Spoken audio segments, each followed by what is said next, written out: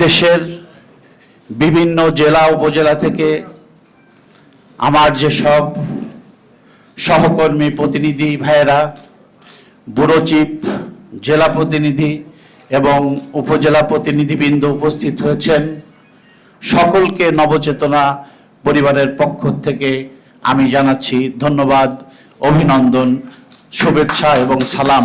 আসসালামু আলাইকুম ওয়া রাহমাতুল্লাহি ওয়া বারাকাতুহু। আজকে এই দিনে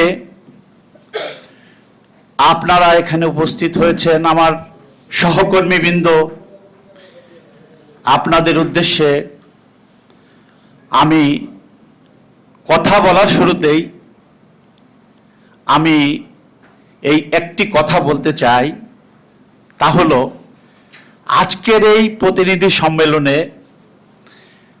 যেটা আমার প্রিয় গণি ভাই বলে গেছেন, আমরা এখানে যারা উপস্থিত আছি সবাই সাংবাদিক, এবং সাংবাদিক, লেখক, সাহিত্যিক এবং ইসলামী চিন্তাবিদ বাদে আমি আমাদের অনুষ্ঠানে কোনো অতিথিকে আমন্ত্রণ করিনি।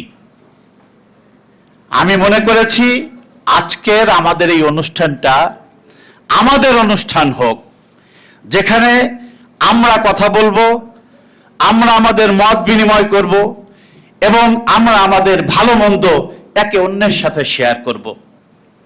আজকের এই অনুষ্ঠানে আমাদের মধ্যে আছেন আমার অত্যন্ত প্রিয় ভাই, আমাদের দেশের প্রখ্যাত লেখক এবং কবি জনাব লায়ন গনি মিয়া বাবুল ভাই। আমাদের মধ্যে আছেন দৈনিক নবচেতনার সম্মানিত নির্বাহী সম্পাদক এবং বিশিষ্ট সাংবাদিক, টেলিভিশন ব্যক্তিত্ব, সার্ক চলচ্চিত্র সাংবাদিক ফোরামের সম্মানিত সভাপতি জনাব রেদওয়ান খন্দকার। এখানে উপস্থিত আছেন আমাদের নবচেতনার সহকারী সম্পাদক জনাব সালাম মাহমুদ এবং মির্জা সিনথিয়া। এখানে উপস্থিত আছেন আমার স্নেহের ছোট ভাই, বিশিষ্ট রাজনীতিবিদ এবং কবি এবং তার অনেক গুণ সমাজসেবক শাহ আলম শর্মা। আরো উপস্থিত আছেন আমার প্রিয় প্রাণপ্রিয় ভাই, ইসলামিক চিন্তাবিদ, যিনি ইতিমধ্যেই 25টার উপরে বই লিখেছেন, আমাদের জহির ইবনে মুসলিম ভাই। এখানে উপস্থিত আছেন আমার পরমাত্মীয়, আমার ভাগ্নি বউ, আমাদের সাথী। আমি পুরো নাম বললাম না, যদিও সে অনেক গুণী ব্যক্তি, কিন্তু তার পুরো নাম আমি বলতে পারছি না। যে হিসাবে জানি, সাথী হিসাবে জানি, সেটাই বললাম। আমি মনে করি সে অসন্তুষ্ট হবে না। ফাতেমা আক্তার সাথী সহ আমার প্রাণের প্রিয় দৈনিক নবচেতনার বিভিন্ন বিভাগের প্রধান ব্যুরো চিফবৃন্দ, জেলা প্রতিনিধিবৃন্দ, উপজেলা প্রতিনিধিবৃন্দ, সকলেই আমার এতটা প্রিয় যে আমি কার নাম বলবো আর কার নাম বলবো না। এজন্য আমি সকলকেই একসাথে স্মরণ করছি। এবং আজ দৈনিক নবচেতনার সারা দেশ থেকে আগত মফস্বল সম্পাদকবৃন্দের মধ্যে যারা দৈনিক নবচেতনার জন্য অক্লান্ত পরিশ্রম করে দৈনিক নবচেতনাকে সুদৃঢ় ভিত্তির উপর দাঁড় করানোর জন্য যারা দেশের সেরা বিজ্ঞাপনদাতা হয়েছে, আমাদের চিটাগাংয়ের ব্যুরো চিফ আমিনুল হক শাহিনকে আমি অন্তরের অন্তঃস্থল থেকে ধন্যবাদ জানাচ্ছি। আমাদের ঢাকা বিভাগের ঢাকার আমাদের বিজ্ঞাপন দাতা এবং সিনিয়র সাংবাদিকদের মধ্যে যারা বিজ্ঞাপনে প্রথম হয়েছে, আমাদের জাকির হোসেন হারুন সাহেবকে আমি আমার অন্তরের অন্তঃস্থল থেকে ধন্যবাদ জানাচ্ছি তার এই অবদানের জন্য। আমাদের মফস্বলে দ্বিতীয় স্থান অধিকার করেছেন আমাদের ফেনী জেলা প্রতিনিধি শাহেদ চৌধুরী, যার বলিষ্ঠ এবং সুন্দর লেখনীর মাধ্যমে, এবং আমি মনে করি বাংলাদেশের অনেক জেলার মধ্যে এই ফেনী জেলা নবচেতনার অবস্থান অনেক ঊর্ধ্বে। তাদের এই প্রচেষ্টাকে আমি ধন্যবাদ এবং স্বাগত জানাই।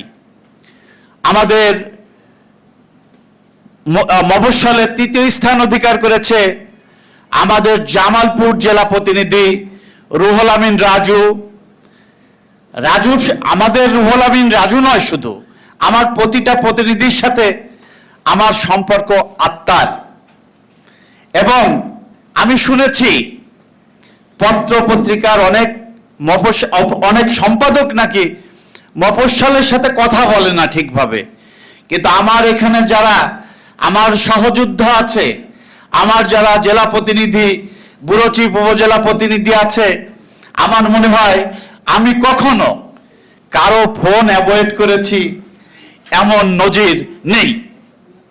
এজন্য তারা সবসময় আমাকে বলে যে স্যার, আপনার সাথে কাজ করে আমরা তৃপ্তি পাই, এবং আমি তাদের উদ্দেশ্যে বলতে চাই, আপনাদের মতো আমার সহযোদ্ধা, আমার ভাইয়েরা আছে বিধায়ী আমিও আপনাদের সাথে কাজ করে অনেক আনন্দ এবং তৃপ্তি পাই। যে কথাটি না বললেই নয়, আজ নবচেতনার ৩৫তম প্রতিষ্ঠা বার্ষিকী। আপনারা সকলেই জানেন একটি জাতীয় দৈনিককে সামনের দিকে এগিয়ে নিয়ে যাওয়া এই মুহূর্তের জন্য আসলেই অতি কষ্টের।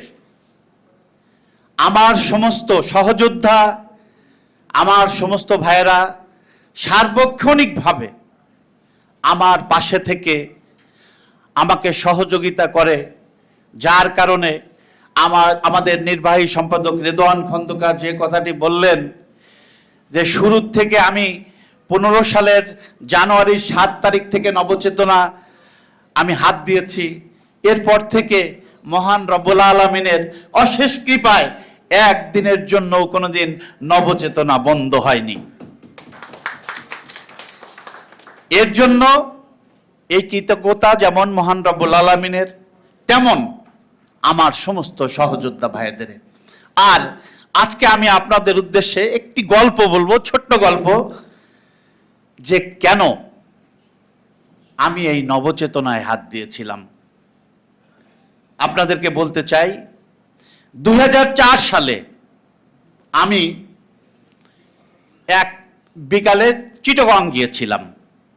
আমি সেকেন্ড ফ্লাইটে চিটাগং পৌঁছে একদম যখন বলে গোধূলি সন্ধ্যা, এই গোধূলি সন্ধ্যায় আমি চিন্তা করলাম যে সারা জীবন ব্যবসা করেছি, শুনেছি আউটার, জাহাজ ভেড়ে কোথায়? আউটারে। তা আমার আউটার দেখার খুবই ইচ্ছা ছিল।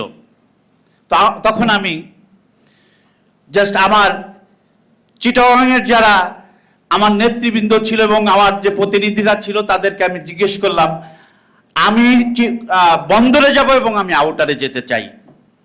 তো তারা তখন আমাকে ওখানে নিয়ে গেলে তখন ওখানে যাওয়ার উদ্দেশ্য আমি জানি না তখন যে কত কিলোমিটার দূরে, তীরের কত কিলোমিটার দূরে জাহাজগুলো অবস্থান করে, যেটাকে আমরা আউটার বলি, কারণ শিপমেন্টগুলো হলে শিপগুলো আউটারে এসে দাঁড়ায়। তা তখন আমার লোকজন বলল, স্যার 12, 13, 15 কিলোমিটার দূরেও জাহাজ ভিড়ে, তো আপনি যদি যেতে চান তাহলে আপনাকে স্পিড বোটে যেতে হবে, এবং আপনি হয়তো 7-8 কিলো যেতে পারবেন, ওর বাইরে নৌবাহিনী আপনাকে যেতে দিবে না। তো তখন আমি সিদ্ধান্ত নিলাম তাহলে আমি আউটারে যাব, এবং আমি ঠিক তখন সন্ধ্যার জাস্ট আগ মুহূর্তে আমি একটা স্পিড বোট নিলাম। স্পিড বোট আমার কাছ থেকে 1700 টাকা মূল্য ফিক্সড করলো। আমি তখন স্পিড বোটে উঠে আউটারের উদ্দেশ্যে রওনা হলাম। কিন্তু আমি যখন আউটারের উদ্দেশ্যে রওনা দিলাম, তখন প্রথম 1-1.5 কিলোমিটার প্রচন্ড স্রোত, বড় বড় তুফান আসে। তখন আমার কাছে খারাপ লাগেনি। 1-1.5 কিলোমিটার পরে যখন দেখলাম সমুদ্রের মধ্যে প্রচুর কারেন্ট, মানে যেটাকে বলে তুফান, আমি তুফান দেখেও অতটা ভয় পাইনি। কিন্তু এরপর যখন 1-1.5 কিলোমিটার যাওয়ার পরে যখন দেখলাম যে সমুদ্রের যে পানিটা একেবারে নীরব, ওখানে কোনো ঢেউ নেই, কোনো কারেন্ট নেই। পুকুরে যেমন বাতাস হলে ছোট ছোট ঢেউ হয়, ওই ছোট ছোট ঢেউ, এটা দেখে আমি একেবারেই বিচলিত হয়ে গেলাম। কারণ আমি তখন ছুটকোট পরা, আমি তখন ভাবলাম যে আমি যদি এই গভীর সমুদ্রের 3-4 কিলোমিটার ভিতরে এখানে যদি কোনোভাবে দুর্ঘটনা ঘটে, আর তখন ছিল বৈশাখ মাস, এই বৈশাখ মাসে যদি এই দুর্ঘটনা ঘটে, আমি জীবন নিয়ে আর ফিরতে পারবো না। তাৎক্ষণিক আমি ওই যে স্পিড বোর্ডের যারা পরিচালনা চালায়, ওকে আমি বললাম, ড্রাইভারকে, যে ভাই আমি আর ভিতরে যাব না, আমাকে কুলে ফেরান, কারণ এখানে যদি স্পিড বোটটা ডুবে আমি আর বাঁচব না। তো তখন স্পিড বোর্ডের যারা চালাচ্ছে চালক, সে বলল যে স্যার এতগুলো টাকা দিছেন, আমি 2004 সালের কথা বলছি, তখন 1700 টাকা, মানে অনেকগুলোই টাকা। তো তখন আমারে বললো এতগুলো টাকা দিবেন স্যার, আমরা তো মাত্র 4-5 কিলোমিটার আসছি, আপনি 10-12 কিলোমিটার যেতে পারবেন। তখন মনের সাহস নিয়ে আরো 1 কিলোমিটার গেলাম।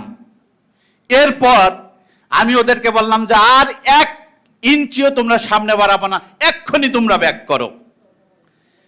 তখন আমার আকুতি মিনতি দেখে এই স্পিড বোট অনিচ্ছাকৃতভাবেও কুলের দিকে ফেরালো। তখন আমি যখন কুলের দিকে ফেরালো, তখন প্রায় 2 কিলোমিটারের কাছাকাছি এসে বলছে, স্যার এতগুলো টাকা দিবেন, তাহলে আপনাকে ভিতরে, সমুদ্রের ভিতরে না গিয়ে আমরা কিনার দিয়ে একটু নিয়ে যাই। তা আমি বললাম ঠিক আছে যাও। তো কিনার দিয়ে যখন যাচ্ছে, তখন আমি দেখি যে আমাদের এই গ্রাম অঞ্চলে ঢেকি আছে না, এই ঢেকির মতো এক অদৃশ্য জিনিস দাঁড়িয়ে আছে। তা আমি ওই স্পিড বোটের চালককে জিজ্ঞেস করলাম যে এটা কি? তাকে, স্যার জানেন না কয়েকদিন আগে এই যে জাহাজ ডুবি হয়েছে? তাই বললাম যে জাহাজ তো 400-500 মিটার লম্বা হয়। তাকে, স্যার এখানে তো এত পানি হবে। তো ওই জাহাজের মস্তুলটা ভেসে আছে আর সব ডুবে গেছে, এবং প্রচন্ড কারেন্ট। আল্লাহর কি ইচ্ছা, এমন একটা জোরে ওখানে কারেন্ট হলো যে আমার নৌকা একেবারে স্তব্ধ হয়ে গেছে।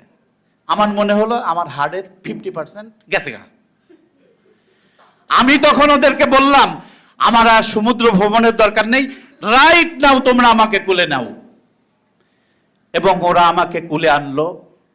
কুলে আনার পর আমি একটা চেয়ার ভাড়া করে আধা ঘন্টা ওখানে রেস্ট নিলাম। নেয়ার পর আমি স্বাভাবিক হলাম।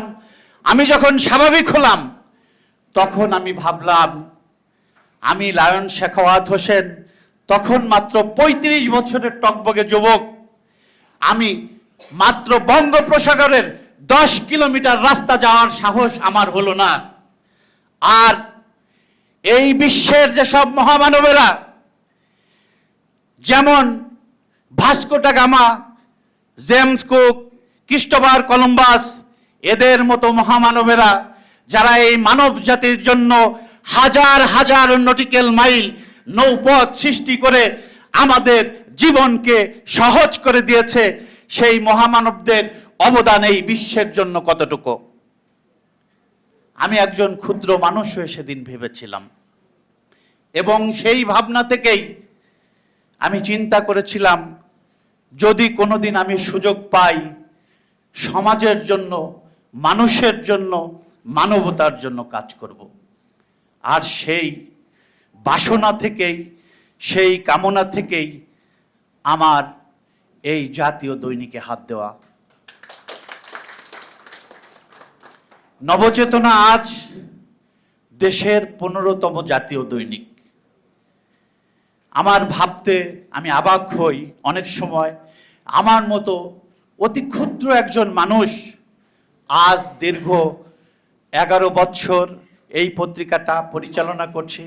আপনাদের সকলের আন্তরিক সহযোগিতা এবং আপনাদের এই যে মনোবল, আমার পাশে দাঁড়ানোর এই বাসনা আকাঙ্ক্ষা, এটাকে আমি ধন্যবাদ জানাই।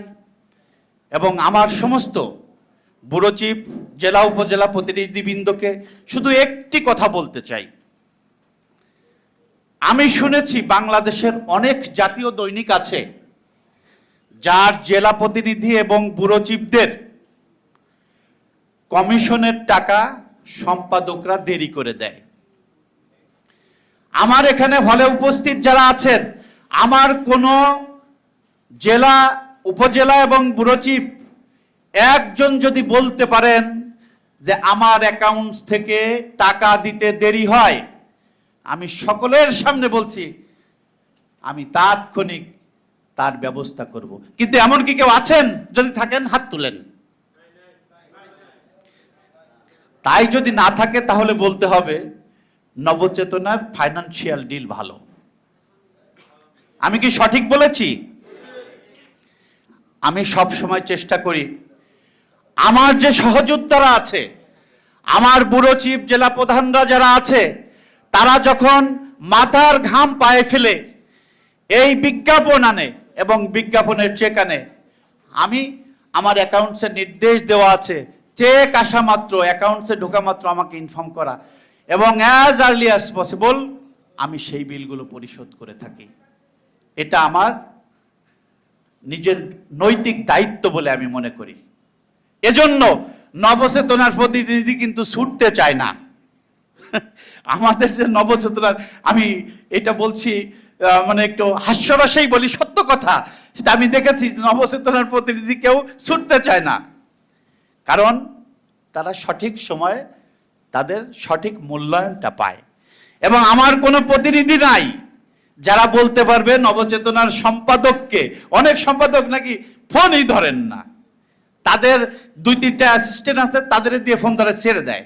কিন্তু নবচেতনার আমি প্রতিটা উপজেলা, ইভেন আমি যদি ইউনিয়ন প্রতিনিধিও থাকে তাদের সাথেও আমাকে ফোন দিলে আমি কোনোদিন তাদের ফোন অ্যাভয়েড করিনি এবং তাদের পুরো কথা আমি সব সময় শোনার